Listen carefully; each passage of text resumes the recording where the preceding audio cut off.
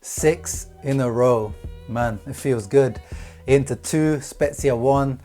Inter getting 6 wins in a row in the bag, and not the greatest performance, but for me, this is one of the most convincing wins in terms of this is one of those matches where Inter usually in previous years would fall, coming back off the 5 wins in a row, having the confidence, maybe having overconfidence, having a little bit of an ego boost, and then having one of these matches at home where the other team would come, sit back, and Inter wouldn't be able to break them down, or they would get a goal on the counter.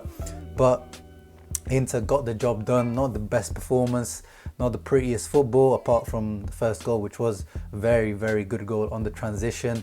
And Achraf Hakimi silences once again the haters since the start of the season. The media, some of the rival fans, trying to say that Hakimi, this 40 million flop, makes absolutely no sense. The guy just needed some time. His numbers are already crazy. He's already putting up similar numbers to his Dortmund season last year, and he's putting up records already. So he's the first defender in the Serie A to have scored 4 goals in his first 13 appearances, and right now he's the youngest defender in the top 5 leagues in Europe to have scored at least 4 goals, which obviously everyone likes to rave about. The other fullbacks around the world, the likes of, obviously in Serie A we have Theo Hernandez, who's now smashing. He's definitely the best left back in the league at the moment, but let's not forget who Achraf Hakimi is. And we saw on that goal, when he has space, as we've been saying on this channel, as a lot of you have been saying, obviously this is where he thrives, on the counter attack, when he has space to attack. Lukaku laying off Lautaro, and Lautaro not being brain dead for once, and doing that nice ball straight to Hakimi, who had a lot to do. Probably keeper should have done better at his near post, but nice hit. When's the last time we see one of our fullbacks doing something like that? Lovely to see. And for that reason, he deserves my man of the match award. He's the one who opened the deadlock. He had a few other dangerous moments as well. In general, he didn't have any shaky defensive moments as well that he can have. So yeah, I'm just happy to see Hakimi getting better and better. That right side is definitely sorted for Inter. Darmian's performing when he steps in for Hakimi. Hakimi steps in now and does really well. On the other side is Perisic or Ashley Young haven't been convincing. Although Ashley Young was a little bit more convincing today, and he almost scored a sick goal in the first half when he cut in inside 2 players and almost curled it around the keeper. Wasn't quite to be. It would have been a trademark Ashley Young goal, but improved today from Ashley Young. But it's probably been his best performance this year, which says a lot from Ashley Young's performances this year. So in January, it will definitely be Auxilio Marotta's priority to try to get a real left wing back out there if we can manage to sell or loan out even Perisic. In general, the midfield was a bit more flat today compared to other matches, and it was expected. I still can't believe that Barella is playing every single match and every single minute. Like, what has this guy got inside? Like, this guy's a machine. He gets injured as well within the match, but he just recovers. He's a Duracell battery. Like, this guy just keeps on going. I don't know what he's made of, this guy. He's unbeatable, and he was probably once again one of the better midfielders out there today. Gagliardini had one of those matches where it seemed like everything he touched turned to shit. All of his touches were quite bad. His passing was bad. He didn't link up with his teammates. Brozovic had one of his game, but once again, Brozovic has been playing a lot of minutes since he's come back from COVID, and I've been expecting this kind of dip from Brozovic, and he already had that against Napoli as well. He was forced to be subbed off against Napoli for his injury, but I think he should have been subbed off anyway for his dip in performance. So hopefully, with Vidal coming back now, he had a few minutes today. Since he's starting to get more and more minutes, hopefully we can start rotating the midfield a little bit more. Eriksen, once again, nothing from Eriksen, not even the last few minutes. We know what the deal is. It is what it is. Eriksen, it's game over for his career at Inter.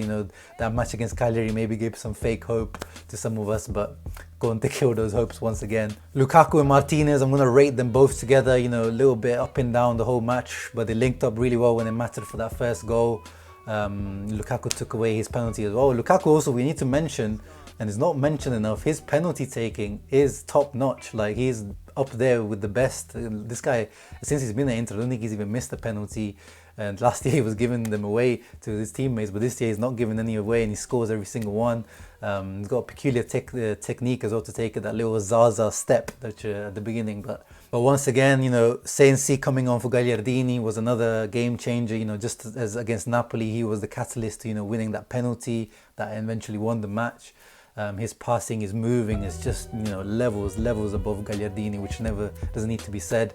It's just you got to cross your fingers that this guy, you know, can finally start to put regular minutes in without getting injured, without, you know, setbacks. As he said himself, now he's starting to do the intensity up in training, you know, increase the intensity, which says a lot actually about Conte and Pintus, you know, his backroom staff willing to change those heavy training and those famously heavy training methods for Sensi, you know, giving him a more personalized training regime, which, you know, some people might think like obviously isn't that obvious, but you know, this is Conte's way is like every single player trains the same way. There's no difference in you know, training methods or training regimes, but with Sensi, he's been willing to adapt. You know, he's understood that's how important Sensi is to this team. Like, okay, maybe he doesn't need to train as hard as other teammates, so he needs to have, you know, maybe a different training style.